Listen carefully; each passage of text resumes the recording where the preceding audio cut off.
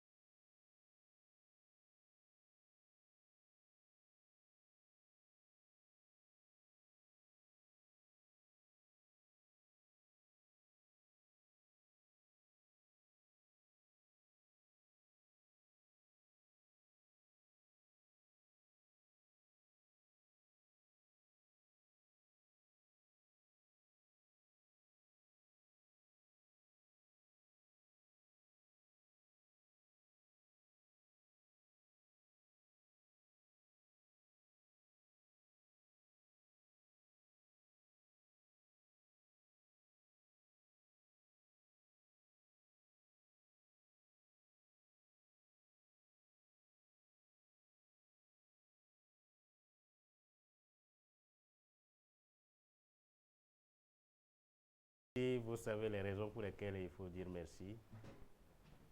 Moi, j'ai toujours l'habitude de dire il y a beaucoup de gens en ce moment qui sont dans les hôpitaux, qui souffrent. Il y a des gens qui sont dans leur lit, dans des maisons, qui crient, qui ne savent pas comment faire. Mais l'occasion ou bien une grâce nous est accordée, nous, d'être ici. Ça, c'est le premier merci. Deuxième merci, vous savez, même avant que tu ne te lèves ce matin, tu ne savais pas si tu vas te lever ou pas. Donc, c'est une grâce. C'est des choses que nous ne savons pas dire merci, mais c'est pourquoi je dis souvent que dans la moindre des choses, j'aime dire merci. Donc, ce matin, nous sommes encore là pour remercier le Seigneur, pour lui dire merci. Et ensemble, nous allons donc, à travers nos chansons, nos cantiques, nous allons lui dire toujours merci. Donc, vous allez vous lever avec moi et on va chanter l'appel suprême.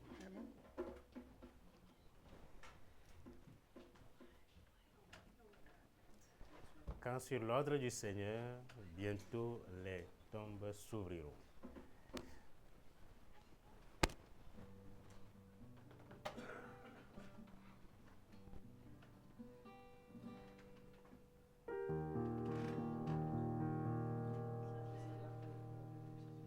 Ça, c'est pas la même clé. Ah, je suis là.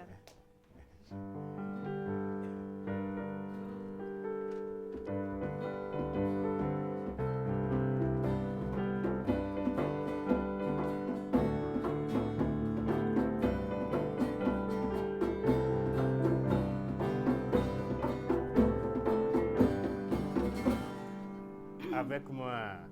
Quand sur l'ordre du Seigneur, bientôt les tombes s'ouvriront. Et pour nous, le grand matin se lèvera. Quand le reflet du Sauveur, ses élus se retournent. Et le grand appel en bas retentira.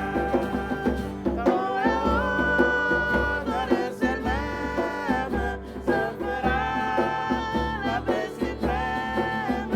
Par Jésus que mon cœur aime.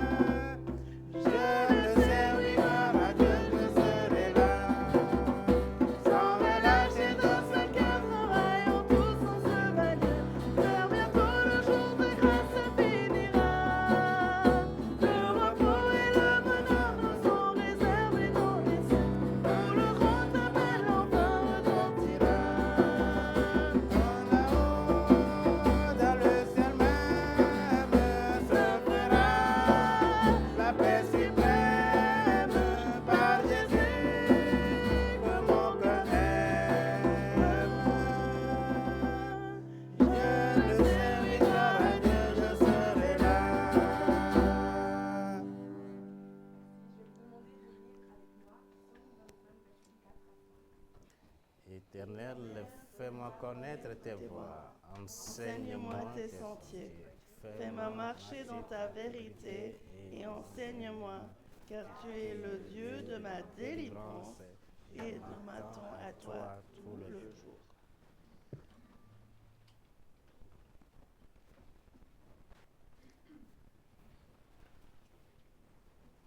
Ton amour est étonnant.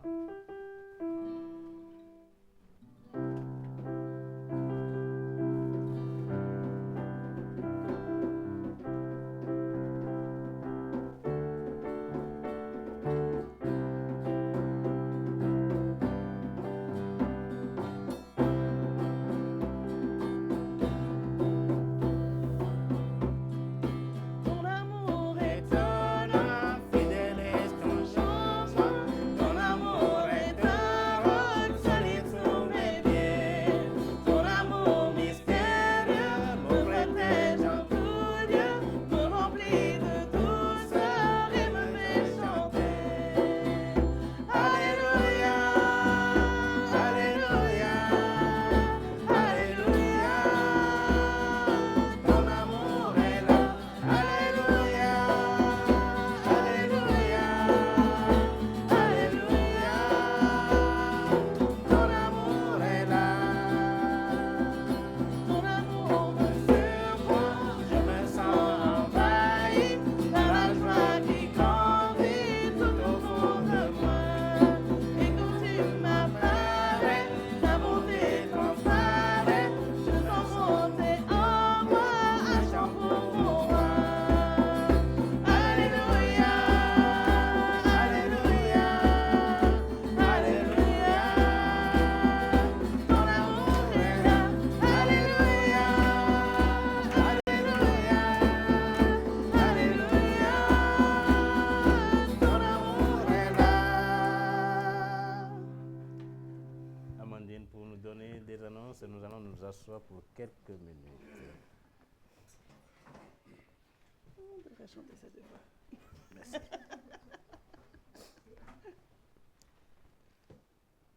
Bonjour à tous, donc on va faire des annonces.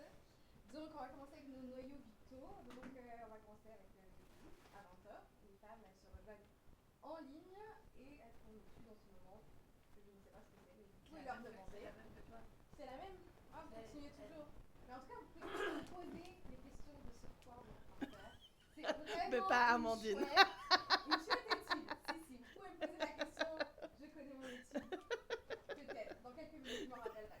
Ensuite, on a Étincelle le 23 novembre. Donc, c'est la semaine prochaine, samedi. Donc, c'est en après-midi, soirée. Je sais plus quelle heure. C'est à 19h. Et ça fonctionne pas. Elle est allumée? Oui, il y a une heure. C'est pour ça que je parle très fort. Ensuite, normalement, on a aussi notre groupe de maison pour les jeunes adultes. Mardi. Mardi à 18h30. Et ensuite, on a la répétition, la deuxième, j'imagine, pour la pièce à 18h samedi aussi, donc le jour de Étincelle, donc j'imagine que c'est juste avant. Ouais. Donc comme ça, ceux qui sont dans la pièce, ils sont déjà prêts pour Étincelle. Est-ce que c'est allumé au-dessus? Ensuite, le 22 décembre, c'est le dimanche, on fait marché Noël. Donc on a pièce de théâtre, bricolage, jeux, des grands photos, des snacks, des boissons, blablabla. On fait beaucoup de choses. Donc on a vraiment besoin de vous pour être là et aussi pour pouvoir accueillir les gens de la communauté et les amis, pouvoir participer à ce grand jour de Noël. Et donc ça sera à 14h.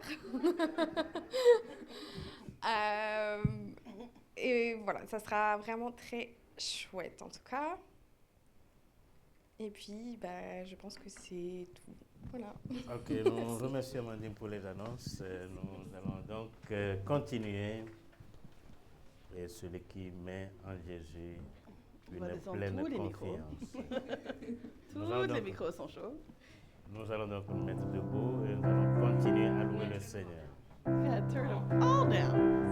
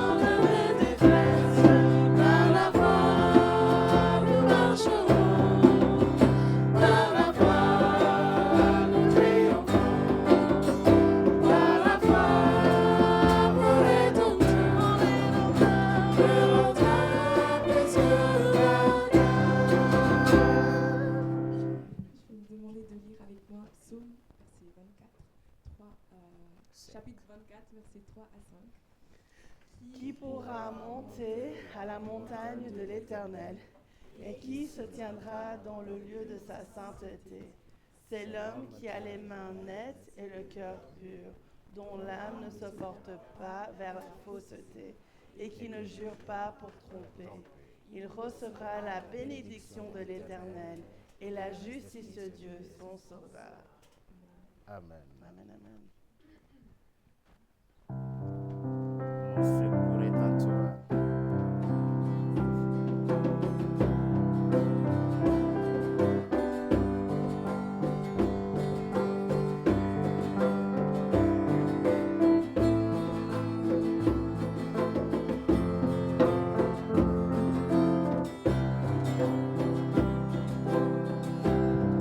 Si la lune me glace et le soleil me nage, créateur des étoiles, mon secours est en toi. Si mes larmes ruissellent et que mon pas chancelle, créateur de la terre, mon secours est en toi.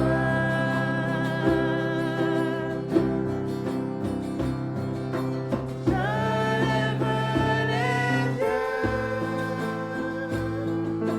vers les hauts sommets. Toi seul est mon Dieu. Je proclamerai.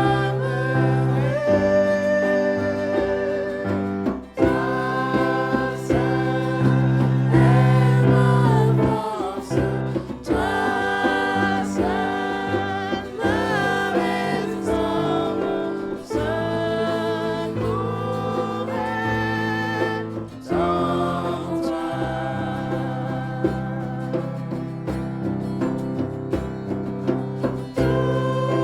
Toujours tu m'apportes, jamais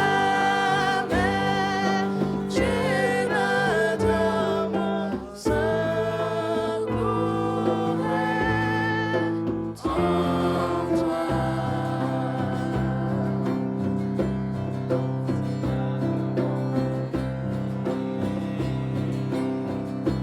Et mon âme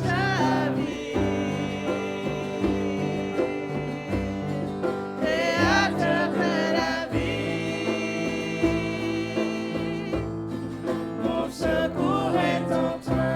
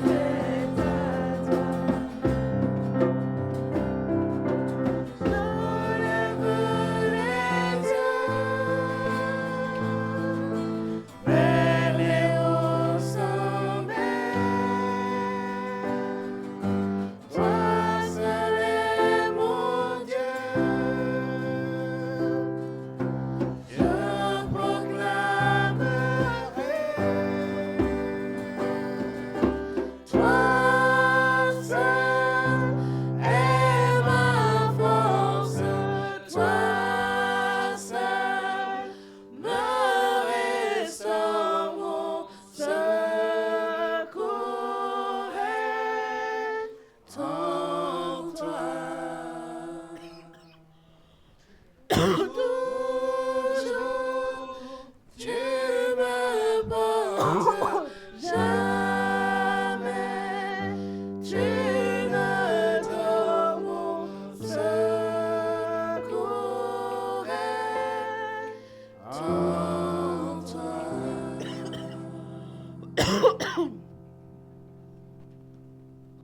Je vais demander à Médéric de nous faire la prière. Notre Père Céleste, nous sommes venus devant toi en ce dimanche et nous t'implorons miséricorde, car nous sommes venus à l'ombre de tes ailes chercher un refuge. Pendant que les calamités soient passées, nous venons ici te louer et t'adorer, Seigneur. Veuille bénir ce culte, le culte du pasteur. Veuille bénir l'assemblée pour ce jour, cette semaine-ci, voire le week-end prochain. Au nom de Jésus-Christ, merci de nous écouter et de guider le pasteur dans son prêche par le Saint-Esprit. Merci beaucoup. Amen. Amen.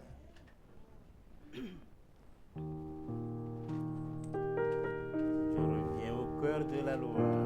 Ceci a été choisi par le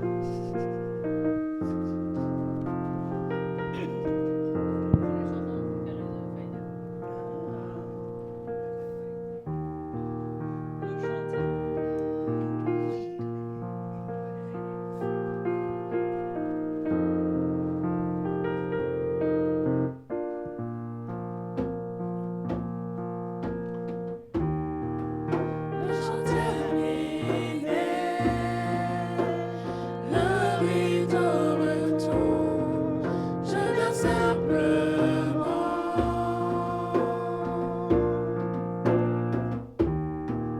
porter mon enfant, car j'ai le désir de réjouir son cœur.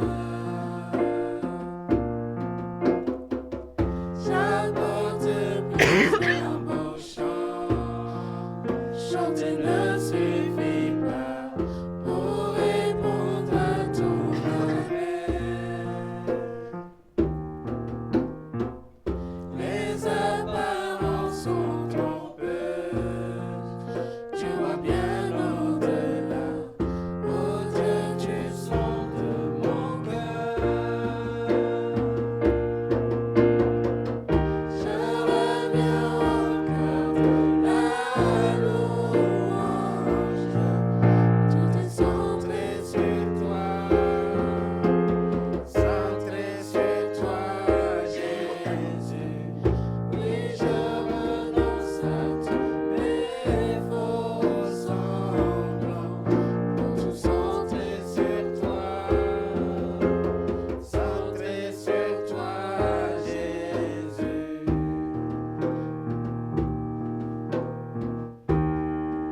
Roi d'éternité, qui peut exprimer ce dont tu es dit?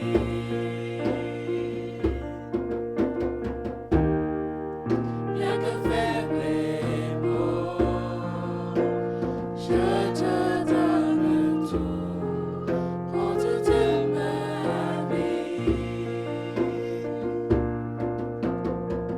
J'apporte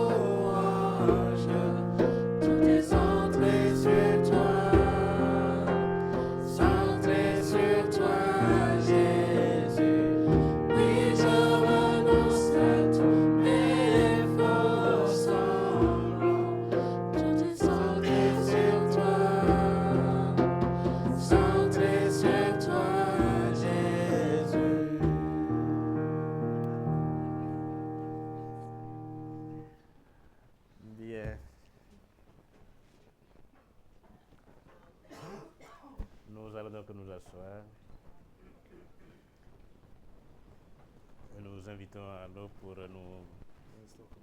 Bonjour. Il va monter sur bien sûr français. Ça va? Oui. Merci. Bien, merci. Oui.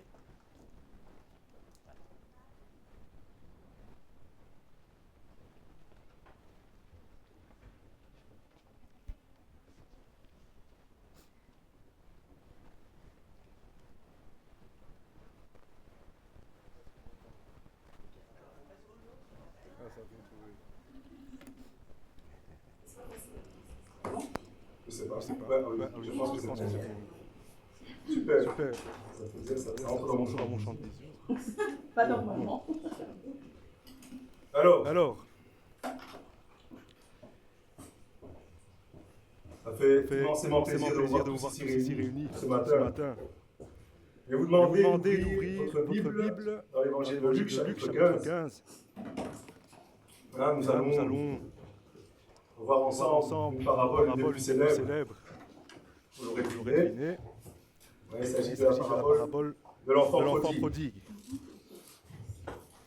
Parabole qui nous est rapportée par Luc, nous est racontée par Jésus, mais nous est rapportée par Luc, qui n'a pas connu Jésus personnellement, et qui est un long compagnon de route de Paul lors de nombreux voyages missionnaires, et c'est à ce moment-là qu'il lui a été donné d'apprendre à connaître Christ. Alors, dans le chapitre 15, nous allons pouvoir nous intéresser au verset 11. Ça commence au verset 11. Comment ça dit, Jésus dit, un homme avait deux fils. Le plus jeune lui demande, Père, donne-moi la part d'héritage qui doit me revenir. Il prit sa part d'héritage et s'éloigna dans un pays lointain. Il dissipa toute sa fortune. Une fois qu'il eut tout dépensé, une famine abominable survint. Il tomba dans l'indigence, et comble pour un juif à l'époque, mais pour toujours aujourd'hui maintenant, comble de la déchéance, il se met à nourrir des porcs pour subsister. Et ces porcs qu'il nourrit mangent des graines de des graines de caroube. Ces graines de caroube que lui-même ne peut pas manger. Et c'est à ce moment-là qu'il y a un déclic. Là, il se dit, mais attends, toutes les personnes qui travaillent pour mon père à la maison, cette maison que j'ai quittée, tous ces gens mangent du pain en abondance, et moi ici, je ne mange même pas des graines de caroube. Je n'y ai même pas droit. Ici, je meurs de faim. Je vais retourner voir mon père. Je vais m'excuser. Lui dire que je ne suis plus digne d'être appelé son fils. Traite-moi, papa, comme l'un de tes mercenaires. Lorsqu'il s'en fut vers la maison, il était encore loin, mais le père le voyait arriver. Il le voit arriver, il le vit arriver, et de loin, ému de compassion, se jeta au cou de son fils et l'embrassa. Son fils commença à « Oui, je ne suis pas digne, je m'excuse, je t'ai tourné le dos. » Le papa dit « Cesse tes bêtises. » Il aile directement les domestiques, amenez-lui la plus belle robe, l'anneau symbole de puissance, de statut social, la robe, on parle d'une robe d'homme, également symbole de richesse, la belle robe, la plus belle robe de la garde-robe, et des souliers, parce que seuls les esclaves marchent pieds nus. Pourquoi parce que nous allons nous réjouir, parce que mon fils était mort, il est revenu à la vie, mon fils était perdu, et il est retrouvé. Donc nous allons nous réjouir. Or, le fils aîné qui, lui, travaille dans les champs, lorsqu'il rentra, il entendit de loin la musique, des danses, des gens danser, de la musique. Il est l'un des domestiques qui lui demanda ce qu'il se passa. Le domestique lui explique que son petit frère est rentré, sain et sauf, et que le papa, pour fêter cela, organisa une grande fête et ordonna de tuer le veau gras afin que nous puissions tous en manger. Le fils aîné fut irrité. Il refusa d'entrer dans la maison. Il refusa d'entrer parce qu'il est en colère. Le père le supplia d'entrer, mais le fils n'est pas d'accord. Ça fait tant d'années, papa, que je te sers fidèlement, je n'ai jamais désobéi, et jamais tu ne m'as offert même ne serait-ce qu'un chevreau pour que je puisse aller me réjouir avec mes amis. Et ici, ton fils cadet, qui s'en va dilapider ta fortune dans un pays lointain, lui, tu lui offres le veau gras, en son honneur, tu le tues, ce veau gras, et vous allez vous réjouir pour lui alors qu'il ne le mérite pas. Le père lui dit, fils, toi, tu es toujours avec moi, et tout ce que j'ai est à toi. Tout ce qui lui reste est à lui. Mais ton petit frère que voici était mort, il est revenu à la vie, il était perdu et il est retrouvé. Une magnifique parabole, riche en enseignements. Pour certains, ce seront principalement des rappels, pour d'autres, les plus jeunes peut-être, une découverte. Alors, nous avons donc ici, dans cette parabole, 3 personnages. Nous avons 3 personnages, un père, 2 fils. Le cadet. Le cadet, lui, demande à son père la part d'héritage qui lui revient. Selon la loi, dans Deutéronome 21 au verset 17, c'est la loi de Moïse, il est expliqué que le fils aîné a droit à une part d'héritage 2 fois plus grande que les puits-nés, donc tous ceux qui lui viennent après. Je vous passe les détails, dans le verset d'après on explique pourquoi. Donc, c'est avec le tiers de l'héritage de son père que le fils cadet se barre. Moyennant le consentement du père, parce que si le père refuse, évidemment, il ne peut pas disposer de l'argent, et je pense que le voyage sera plus difficile à entreprendre. Il obtient le consentement de son père, le reste du patrimoine du père demeure en indivision avec le frère aîné, et c'est là que le fils cadet, qui aspire à l'aventure, qui croit faire preuve de courage, qui pense trouver loin ce qu'il n'a pas chez son père, s'en va dans un pays lointain, parce que selon lui, lointain est synonyme de liberté. Or, une fois arrivé dans ce pays lointain, lorsque l'on dépense sans compter, il arrive qu'à un moment donné, on touche le fond de la poche, on n'a plus rien, et j'ai oublié que j'avais mis ma clé dedans dans la poche. Alors, qu'advient-il à ce moment-là? Comble de la malchance, survint une famine. La famine arrive au moment où il n'a plus un sou dans ses poches. Il sombre dans une servitude solitaire, la servitude, un état de dépendance, la servitude solitaire, la détresse. Où est Dieu? Dieu est à la maison. Lui, il est dans un pays lointain. Nous, tous ceux ici qui connaissent l'amour de Dieu, au moment de la détresse, vous pouvez vous tourner vers Dieu. Lui se trouve loin, parce qu'il pensait que loin était synonyme de bonheur, était ce synonyme de liberté, de possibilité. Or, lorsque la détresse toque à la porte, Dieu n'est plus là. Il lui a tourné le dos. Ce qui caractérise le comportement du frère cadet lorsqu'il rentre, c'est la repentance, il se repent. Il demande pardon à son père, et son père n'a que faire de ses excuses. Son père, bien évidemment, accepte et le serre dans ses bras. Le père, maintenant. Le père, que faisait-il? On pourrait se demander s'il n'attendait pas son fils, parce qu'il le voit arriver de loin, mais un homme occupé, un homme qui travaille, ne voit pas son quelqu'un, ne reconnaît pas une silhouette au loin, et reconnaît à ce moment-là son fils, puis après se met à courir, parce que directement, certain qu'il s'agit bien de son fils, un homme qui travaille, ne regarde pas par la fenêtre, n'attend personne. Peut-être l'attendait-il. En outre, on était en train d'engraisser un veau, qui devint ensuite un veau gras. On ne fait ça qu'à l'approche d'une fête, on n'engraisse pas en permanence des veaux, en plus ça coûte cher, et à un moment donné, il va falloir le manger, on ne peut pas l'engraisser en permanence. Donc, voilà, il nous est permis de demander si effectivement, il n'attendait pas le retour de son fils. Déjà, on peut déjà directement un petit parallèle avec tous ceux qui peuvent s'éloigner à certains moments. Dieu, j'allais dire je le crois, mais j'en suis certain, Dieu nous attend en permanence. Il est toujours là, toujours là. Et alors, pourquoi le père n'a pas empêché son fils de s'en aller? Il aurait pu l'empêcher, il aurait pu lui dire, tout simplement refuser la part d'héritage qu'il lui demandait. Il refuse, il a l'autorité, tu restes ici, je suis le papa, tu fais ce que je te dis, pas de chichi. Et alors, le fils, pourtant, il lui donne ce que son fils lui demande. Son fils lui demandait sa part d'héritage, le père lui a donné. Pourquoi? Il ne voulait pas agir contre le gré de son fils. Il a voulu répondre à sa demande, accéder à sa demande, parce que le fils voulait quelque chose, il n'a pas voulu empêcher son bonheur, il lui a donné ce que le fils demandait.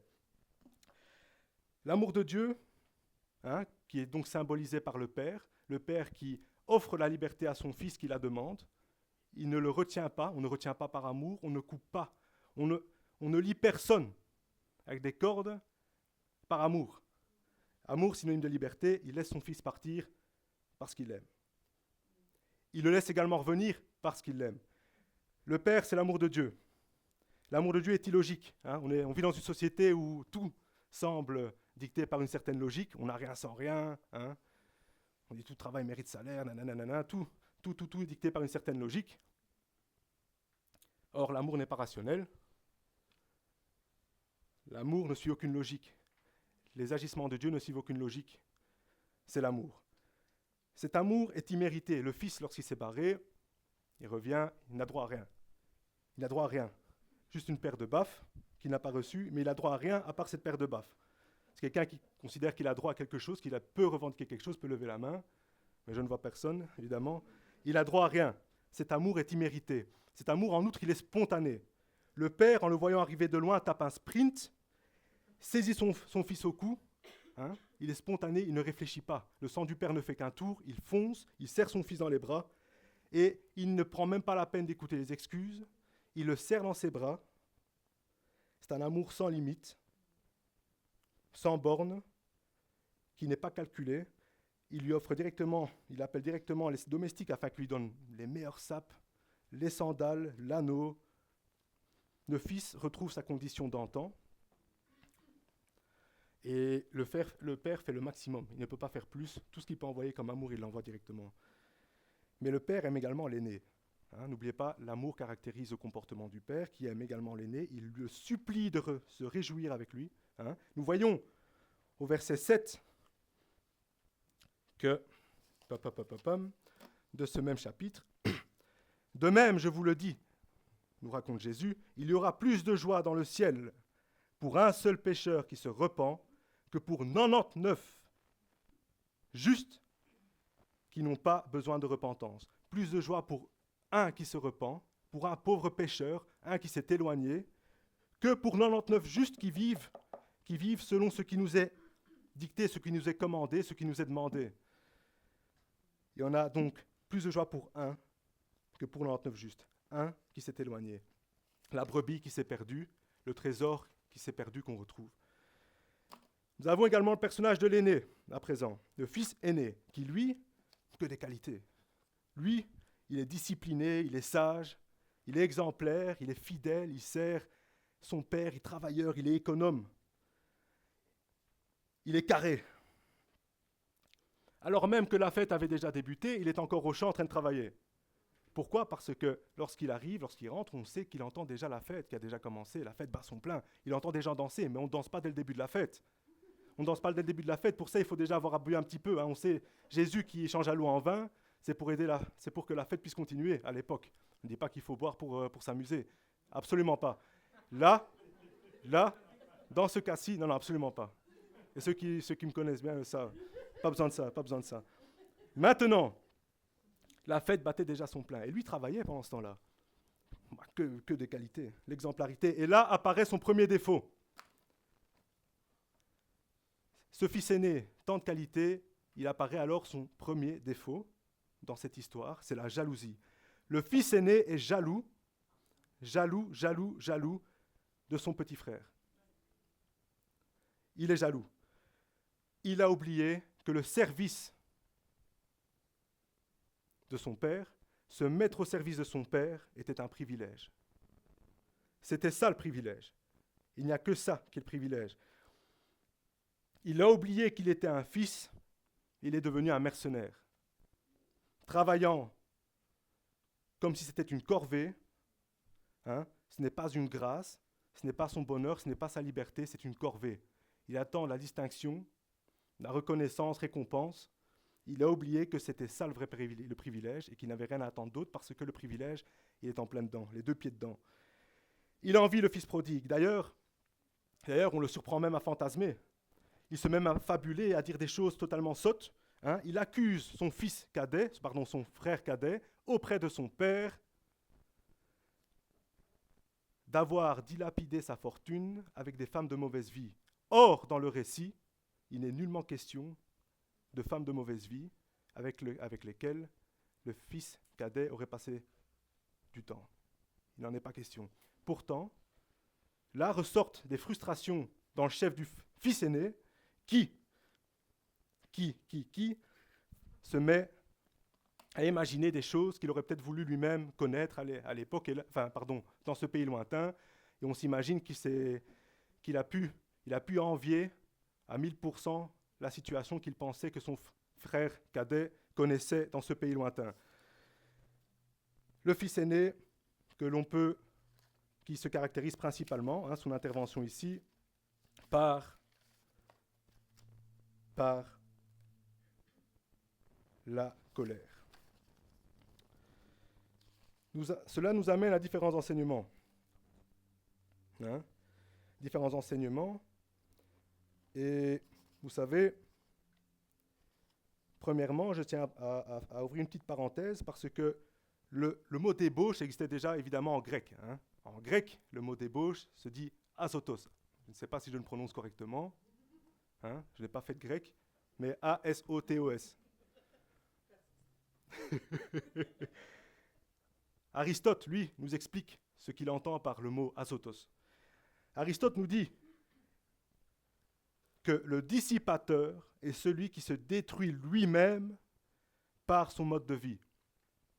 Alors, on pense par le mode de vie qui nous est décrit ici, qui caractérise le comportement du fils cadet dans le pays lointain, c'est la débauche, la prodigalité. Il dépense sans compter, il vide ses poches, au point de ne plus rien avoir à manger au moment où la famine survient. Mais le mode de vie qui caractérise également la prodigalité, ce mode de vie par lequel on se détruit nous-mêmes, selon Aristote, n'est pas forcément un comportement dans lequel on dépense de l'argent. Il y en a certains ici, et en dehors de l'Église, partout, des frères, des sœurs, ou même des païens, peu importe, il y en a plein, qui, eux, vivent dans la souffrance. Leur mode de vie, c'est la souffrance, quelle qu'elle soit, la souffrance, qui peut être financière, cette souffrance peut être physique, des difficultés physiques. Voilà un mode de vie également que l'on peut connaître dans un pays lointain et seul. Vivre dans la souffrance dans un pays lointain, seul. Seul pourquoi ? Parce que personne n'est capable de nous aider, personne n'est en mesure de nous apporter une aide efficace pour qu'il puisse répondre à nos difficultés lourdes que nous portons. Mais en outre,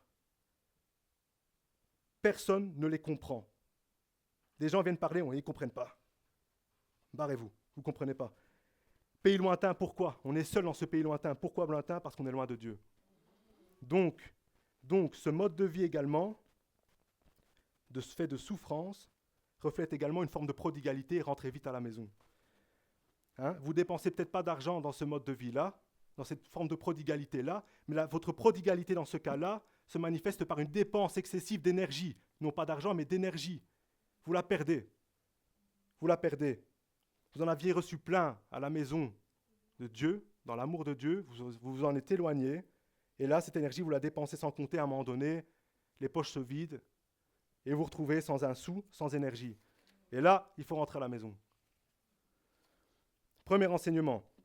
La souffrance intervient dans cette parabole comme un point de réflexion. Nous voyons donc que le fils cadet, le fils prodigue, s'en va dans un pays lointain. Il n'y trouve rien. La famine arrive. Il fait demi-tour. Là, il y a un déclic, il fait demi-tour.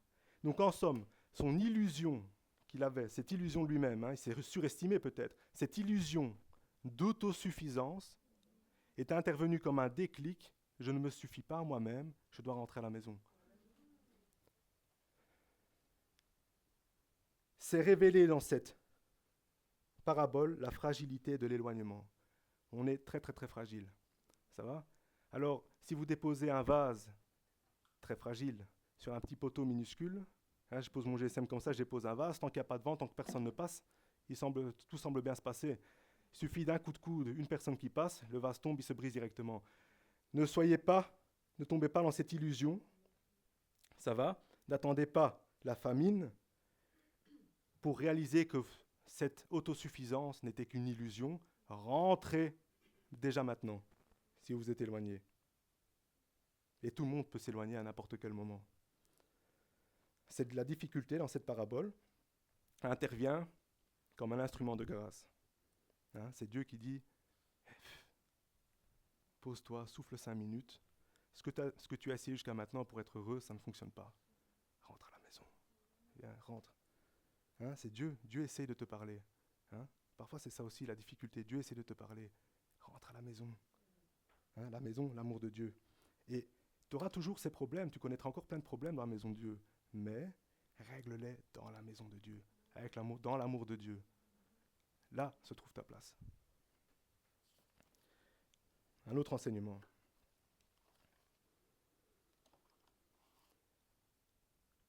Seul Dieu peut combler les désirs de notre cœur. Le fils cadet, le fils prodigue, dans son aventure dans un pays lointain, n'a rien trouvé.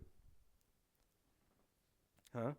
Et peut-être que dans un premier temps, il avait trouvé ce qu'il pensait avoir trouvé. Parce que s'il n'avait rien trouvé dès le départ, il s'est peut-être rentré avec encore que 2-3 sous dans les poches, mais il n'a rien trouvé. Il n'a rien trouvé, il rentre.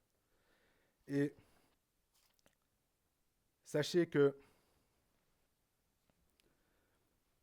même si aujourd'hui vous connaissez des désirs, des besoins très forts, vous arriverez peut-être à y répondre dans votre quête solitaire dans un pays lointain, mais sachez qu'une fois que vous les aurez comblés par que serait l'argent, l'affection de quelques personnes, le pouvoir, hein, l'estime de la part des autres, l'admiration, hein, des fois on aime se glorifier nous-mêmes, on ne devrait pas, mais la gloire que certains peuvent recevoir d'autres, les désirs, les besoins, on a mal quelque part, hop, problème de santé résolu, tous ces désirs, tous ces besoins peuvent être résolus loin de la maison de Dieu, c'est vrai, mais ils seront aussitôt remplacés par d'autres. Nous ne sommes que des hommes et des femmes, nous ne sommes pas parfaits, nous fonctionnons systématiquement avec des désirs et des besoins.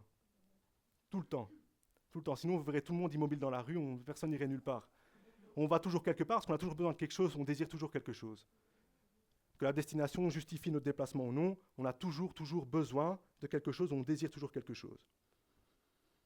Or, l'essentiel, c'est que les désirs de notre cœur soient comblés. Et ça, seul Dieu peut les combler.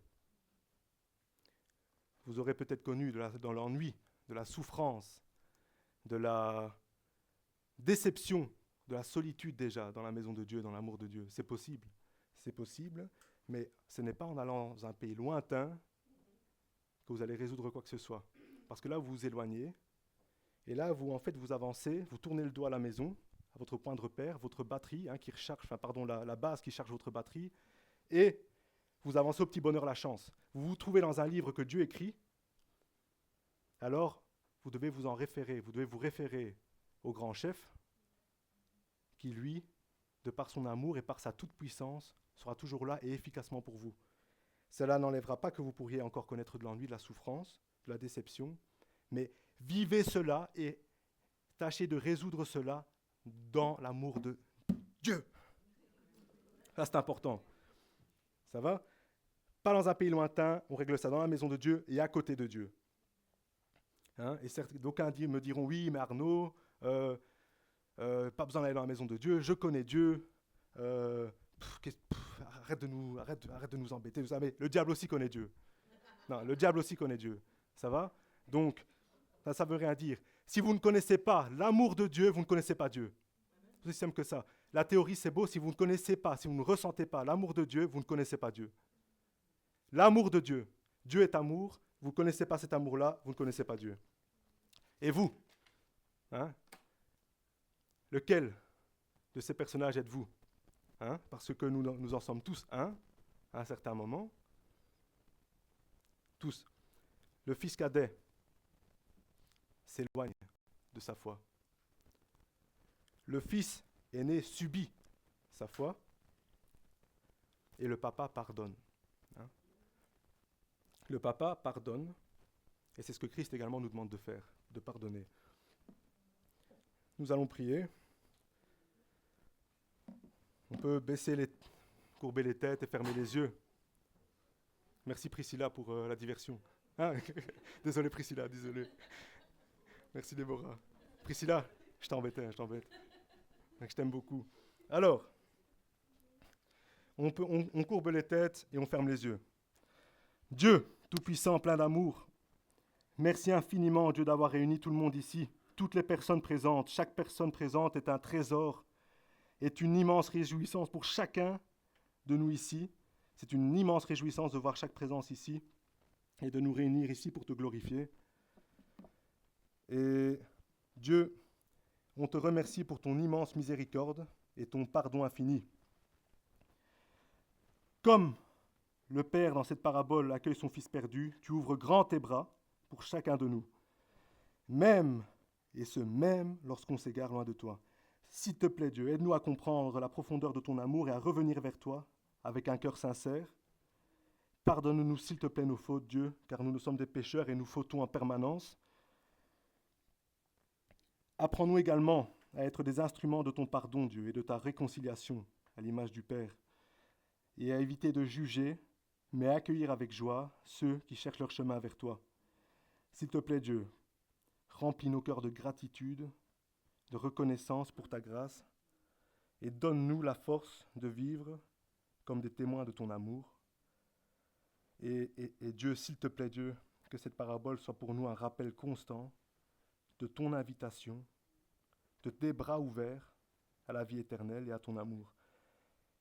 Et que dans tout ce que nous faisons, on puisse célébrer la joie de te connaître et de te servir. Gloire à toi, Dieu, Tout-Puissant, pour les siècles des siècles, c'est au nom de Christ que l'on s'adresse à toi ce matin. Amen. Je vous remercie tous très fort. Josué, s'il te plaît, peux-tu... Merci Josué. Tu peux... Ah oui. Josué souhaite s'acheter un nouveau scooter, alors si vous pouviez l'aider à financer l'achat. Non, je plaisante, c'est pas vrai. Ce n'est pas vrai.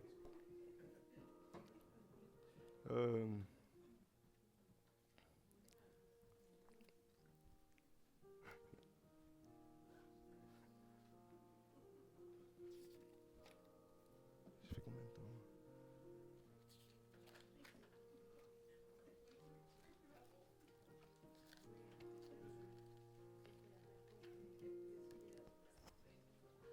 Chaud, ça. Ça va, Josué? Ouais. C'est quoi ça? C'est à toi, hein? T'as fait tomber ça? C'est à lui, hein? C'était pas lui, c'est tombé de sa poche, non? Ça, t'attends. Ah, j'ai chaud. Ah, merci, Tatanélia, merci.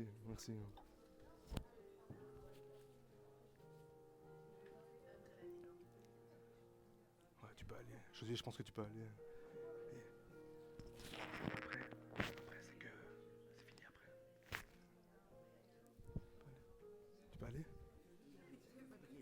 Tu dis? Ah, on prie d'abord. Ok. Alors, j'ai demandé à frère Elias de bien vouloir prier pour l'offrande, s'il te plaît. Donc on courbe les têtes et on peut fermer les yeux. Gracious Heavenly Father, we thank you, Lord, for this another day that you have given us. You have asked us to be glad in it and to rejoice. We thank you, Lord, for the word that was preached this morning. We thank you, Father, because of your love, because you have loved us first. And then sent your only begotten Son to die in our place, to redeem us from our sins, the past, the present, and the future.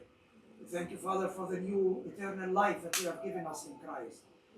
We pray, Father, this morning that you may bless this offering, remembering your words that it's more blessed to give than to receive. In Jesus' name we pray. Amen.